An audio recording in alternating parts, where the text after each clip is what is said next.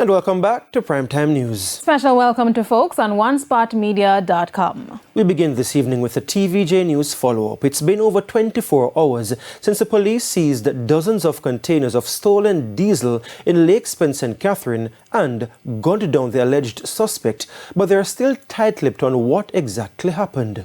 The police also refuse to state whether the stolen fuel is connected to the Jamaica Urban Transit Company. However, the parliamentary opposition is urgently appealing for the police high command to carry out an investigation into the damning allegations that some members of the police force are involved in the illegal operation. Telltale signs of the illegal operation. This dirt track, we were told, is the road used by vehicles to drop off the stolen diesel fuel. On Monday, dozens of containers with the stolen fuel were seized by the police during an operation. The alleged suspect, 22-year-old Richard Thomas, was also killed. Now, more details on what the victim's girlfriend claims she saw after the police told her to go into a bathroom with her baby. Me sit down, run my bathroom. Look after me ear shot them.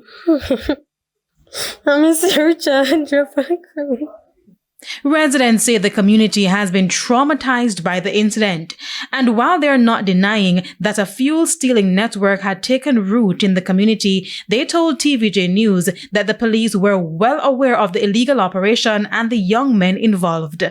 So they're afraid, and like I know gunman them, and every police out of Spanish Town Station know them their name, know where they live, know everything.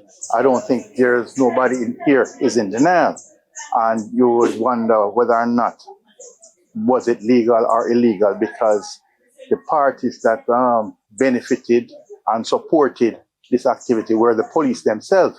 So much so, from what we're hearing, alleged, yes. So much so, what we're hearing is that these police are well known not only to just visit the location, but the community where they operate in festive mode.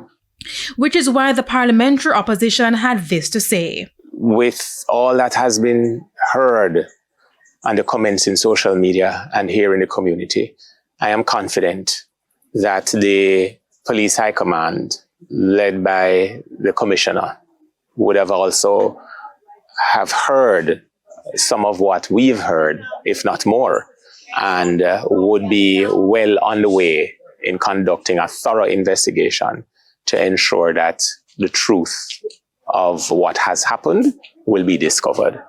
It was just a few months ago that the St. Catherine North Division determined that Lake Spence was not an area of high crime interest because there had been a police post long established that was recently removed. And the understanding I have is that it was deemed no longer necessary. There have been mounting speculation that the fuel was stolen from JUTC buses. However, both the JUTC and the police are yet to comment on those claims. However, the St. Catherine North Police told TVJ News that it is carrying out a full investigation into the incident, including the allegations that some members of the police force are involved in the fuel stealing ring. In other news,